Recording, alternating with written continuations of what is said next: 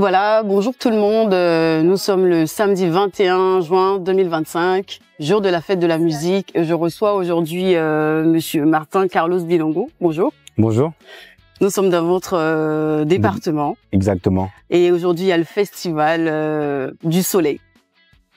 Et vous êtes présent pour apporter votre soutien aussi au maire. On soutient à cet événement déjà. Ouais. Dans ce très beau département. Le Val d'Oise, c'est un département qui est magique parce qu'il est rempli de diversité. Il y a un volet très urbain du Val d'Oise, ensuite un volet très rural, mais aussi un volet très résidentiel. D'accord. Et c'est la richesse de Margency qui est assez résidentielle, avec beaucoup de parcs. Comme ici, c'est un parc du 19e siècle où nous sommes. Et en fait, il fait bon vivre quand il fait très chaud. Nous sommes le 21 juin, vous l'avez rappelé, c'est aussi le premier jour de l'été. Et dans ces moments de super chaleur, d'ultra chaleur, avec le réchauffement climatique, c'est bien d'être dans un parc où on peut être à l'ombre grâce aux arbres. Tout à l'heure, vous avez parlé d'arbres. La question aussi écologique, on va dire, qui est au cœur de vos actions. Voilà. Vous pouvez nous en parler un peu plus? Lors de mon premier mandat, en 2022-2023, j'étais co-rapporteur de la COP27, COP28, c'est les conférences pour le climat. Et c'est un engagement pour moi qui est important en tant que jeune parlementaire, jeune député. Les questions climatiques, c'est les questions qui nous concernent aujourd'hui, demain, après-demain, et jusqu'à 2050, quand on voit le réchauffement climatique, le dérèglement climatique, les différentes catastrophes. On s'aperçoit que même dans nos banlieues ou dans la ruralité, on a affaire à des passoires thermiques, un peu dans le logement où quand il fait chaud, il fait trop chaud. Quand il fait froid, il fait super froid. Et en fait, c'est tous ces éléments-là qui disent que, en fait, le plus 1,5 qu'on va avoir chaque année au niveau du réchauffement climatique, si on le dépasse, si on est à plus 4% degrés Celsius, enfin, si on est plus 4 degrés Celsius, en fait, il fait super chaud. Et même là, on est le 21 juin, il fait déjà 38 degrés. Il va faire combien au mois de juillet, combien au mois d'août, la canicule, la sécheresse, vraiment le réchauffement climatique. Pour la biodiversité, les espaces verts, des fois, en fait, ça crée aussi des feux de forêt. Ça crée aussi des gens qui sont mal hydratés, des morts aussi. Exactement. Les questions climatiques, parce que c'est la canicule. Quand on a des personnes âgées ou des personnes vulnérables qui sont dans les milieux reculés, on n'a personne pour aller les voir. C'est tout un challenge pour les communes, du coup pour les villes et pour les maires, de mettre en marche un CCAS pour distribuer des bouteilles d'eau. Il y a tout ça qui fait qu'en fait c'est une question vitale, une question centrale, le climat. Et voilà, tout à l'heure vous parliez de bon vivre de Margency. On voit que ce festival, c'est pas que des groupes de musiciens. Il y a aussi des thèmes, et notamment la question d'égalité, de la prise aussi en compte des apports des femmes dans cette magnifique ville. Bien sûr. La place des femmes est super importante dans le monde. Moi-même, je suis issu d'une femme et nous sommes tous des enfants d'une femme. Et c'est en fait l'élément déclencheur de l'ensemble de l'humanité. C'est en tel que réside le pouvoir d'exister et aussi le pouvoir de résister. Parce que quand on s'aperçoit, je vous parlais maintenant d'un volet international où il y a beaucoup de conflits. Et à chaque fois, c'est les hommes. J'ai pour habitude de dire que les hommes font la guerre et les femmes réparent le monde. Voilà. Et tout à l'heure aussi, on a parlé des femmes, du bon vivre de Margency. Les enfants aussi sont pas laissés pour compte. Parce qu'il y a des activités prévues lors de ce festival pour mettre les enfants aussi. Oui, il y a pas mal d'espace. Il y a un espace avec l'UFOLEP autour d'un stade de foot gonflable, en plus qui est à l'ombre. Ça permet aux jeunes de pouvoir faire du foot même là à 15h, 16h, 17h.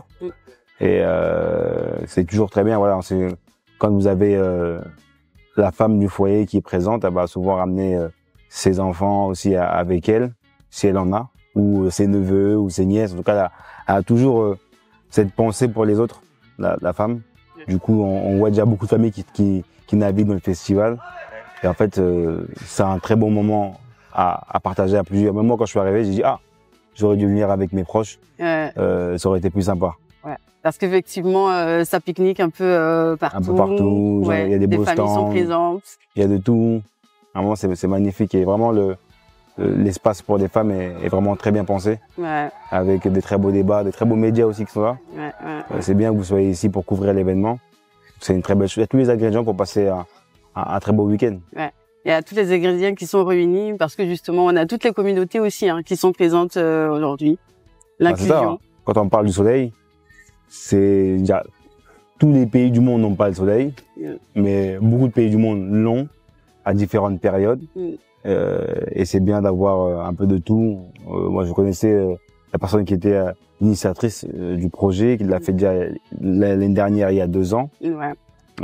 Parce que c'est la 3e édition. 3e édition. Ouais. Au départ, le nom c'était l'Outre-mer. Et après, ils ont ouvert directement au soleil pour avoir un public plus large. Ouais. Et je suis très heureux. Moi, j'aime beaucoup les Antilles. D'être là, de manger des acras, de boire un peu de boissons antillaises, ça fait toujours plaisir. Ouais. Et en tant que jeune député du Val d'Oise, Je suis plus tout jeune. Je commence à avoir la calvitie. Si, quand même. La calvitie. Heureusement, je fais un peu de sport. Ouais. Ça me maintient quand même. On voit que vous êtes un peu partout. C'est important de soutenir toutes les circonscriptions. C'est bien d'être partout dans le département. On est député du Val d'Oise, élu dans une circonscription, mais on représente l'ensemble de la nation. D'accord. Donc demain, je serai à Rennes. Avant-hier, j'étais à Dunkerque. Et en fait, c'est ça, être député. On peut être à Marseille, Paris, Bordeaux. On peut être également à Bourg-en-Bresse, comme on peut être en Turquie, comme on peut être aussi dans les îles, aux Antilles, en Nouvelle-Calédonie. Voilà, c'est vraiment un aspect très large du mandat. Mais c'est bien d'être dans son département, de voir ce qui se passe à côté. Et dans des villes comme Margency aussi, qui sont des villes petites, mais coquettes. C'est ça. Voilà. Okay. On sait aussi que vous êtes énormément très actif dans la vie associative. Vous êtes pour les personnes en minorité. Ça aussi, c'est un combat à mener. Oui, je suis en défense des minorités parce que c'est un public important qui est souvent stigmatisé. Ouais. Et je suis un grand défenseur du monde associatif parce que j'en suis issu. J'étais président d'association. Mais avant d'être président d'association, j'ai été bénéficiaire aussi des structures associatives qui ont beaucoup fait pour moi avant ma majorité. Du coup, c'est important de donner ce qu'on a reçu. Aussi. Voilà, ce que j'ai, voilà, c'est comme si j'avais un verre vide, on l'a rempli. Et une fois qu'il était rempli, j'ai dit je vais faire boire un peu tout le monde. Donc, juste dès que j'étais majeur, j'ai aussi monté des structures associatives, j'ai fait pas mal d'événements. D'accord. Et du coup, maintenant, je suis un enfant du monde associatif. Et je suis un de ses plus grands défenseurs à l'Assemblée nationale. Est-ce qu'aujourd'hui, vous avez besoin de drainer aussi du monde derrière vous par rapport à vos causes On a toujours besoin d'avoir des gens autour de soi. Moi, je fais régulièrement des événements. J'avais fait un forum populaire de l'éducation à Garges-les-Gonesse le dimanche 15 juin. Hier, j'ai fait une fête de la musique à Villers-le-Bel. C'était le 20 juin, la veille de la fête de la musique. Et aujourd'hui, je suis ici. Et le 14 juillet, je serai à Villers-le-Bel pour faire la fête nationale populaire devant la gare. C'est un événement où, quand je dis populaire, c'est pour le peuple. C'est ouvert à tout le monde. Venez comme vous êtes. On va passer un bon moment ensemble. Ouais. Et là, vous venez de dire, venez comme vous êtes, monde populaire. Malheureusement, on voit qu'il y a un peu de tension quand même en ce moment dans notre société. Psychose, la tension, peur. Psychose, quand on écoute la l'actualité, peur. On a l'impression que y a rien qui va. En fait, c'est ceux qu'on écoute, ceux qui peuvent parler, qui vont dire qu'il n'y a rien qui va. Mais quand on écoute tout le monde, les choses fonctionnent quand même un petit peu. Ouais. Les gens cohabitent ensemble. Il y a une certaine personne qui va dire, une caste on va dire, qui a accès aux médias, qui peut dire ce qu'elle veut, mais ceux qui n'ont pas accès aux médias, qui vivent la vie de tous les jours et qui sont bien avec leurs voisins, on va pas leur donner le micro. Et en fait, c'est ces gens-là qui sont vraiment la France, qui sont la France populaire. Et c'est cette nouvelle France que je représente et qui vient à mes événements. Vraiment, quand je navigue moi, dans toute la France, je discute avec les gens. Les gens sont très au fait de ce qui se passe dans le monde médiatique, politico-médiatique, où tout va mal. Et aussi les gens qui arrivent à s'auto-organiser via des structures associatives et qui arrivent à montrer que pas tout va bien, mais qu'on arrive à survivre, qu'on arrive à faire mieux. D'accord. Okay. Donc, ce qui veut dire que quand même, avec votre regard extérieur en tant qu'élu, c'est pas forcément ce qui se passe sur les terrains. Non, c'est que il y a une société conflictuelle où les médias vont mettre l'accent là-dessus, où les projecteurs sur des sujets conflictuels. Mais dans la vie de tous les jours, on n'est pas avec nos voisins en train de se chamailler, pourtant on n'est pas d'accord sur pas mal de choses. Avec son voisin, on n'est pas d'accord sur pas mal de choses, mais on va pas faire état de nos désaccords tous les jours. Du coup, on cohabite ensemble. On cohabite bien même. Et puis voilà. D'accord. Et on voit que vous êtes assez positif et vous retenez que ce côté-là. Parce que je suis jeune. Ouais. Ça veut dire j'ai encore de longues années, si Dieu me le permet. Et en fait, j'espère que les choses seront meilleures pour l'avenir de nos enfants et de nos petits frères et petites sœurs. Et nous aussi, qu'on puisse avoir la chance de voir des belles choses. Moi, je veux que dans 20 ans, ces conflits-là qu'on vit aujourd'hui n'existent plus. Ouais. Dans 20 ans, j'aimerais ne plus en parler.